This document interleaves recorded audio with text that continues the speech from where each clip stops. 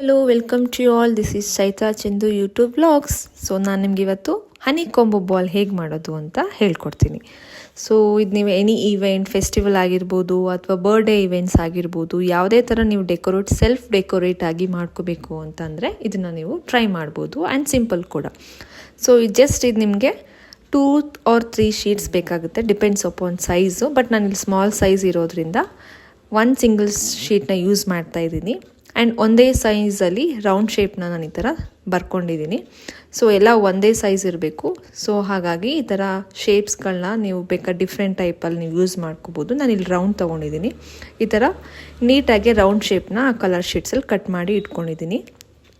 And ಇದಕ್ಕೆ ಸೆಂಟ್ರಲ್ಲಿ ನೀವು ಈ ಥರ ಫೋಲ್ಡ್ ಮಾಡ್ಕೋಬೇಕಾಗುತ್ತೆ. ಏನು ಸಿಂಗಲ್ ನೀವು ಕಟ್ ಮಾಡಿ ಇಟ್ಕೊಂಡಿದ್ದೀರಾ ಆ ರೌಂಡ್ ಶೇಪ್ನ ಈ ಥರ ಸೆಂಟ್ರಲ್ಲಿ ಫೋಲ್ಡ್ ಮಾಡಿ ಎಲ್ಲ ಶೀಟ್ಸ್ ಕೂಡ ಈ ಥರ ಒಂದು ಕಡೆ ಇಟ್ಕೊಳ್ಳಿ.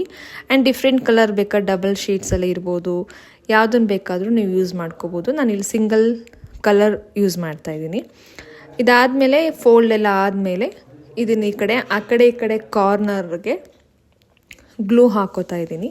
ಸೊ ಇದು ಪೇಪರ್ ಶೀಟ್ಸ್ ಆಗಿರೋದ್ರಿಂದ ತುಂಬ ಗ್ಲೂ ಬೇಕಾಗಿಲ್ಲ. ಜಸ್ಟ್ ಒಂದೊಂದು ಡಾಟ್ ಆ ಕಡೆ ಕಾರ್ನರ್ಗೆ ಹಾಕಿ ನೀವೇನು ಫೋಲ್ಡ್ ಮಾಡಿ ಇಟ್ಕೊಂಡಿದ್ದೀರಾ ಆ ಸರ್ಕಲ್ ಸೈಜಲ್ಲಿ ಅದನ್ನೇ ಥರ ಪೇಸ್ಟ್ ಮಾಡ್ತಾ ಬನ್ನಿ.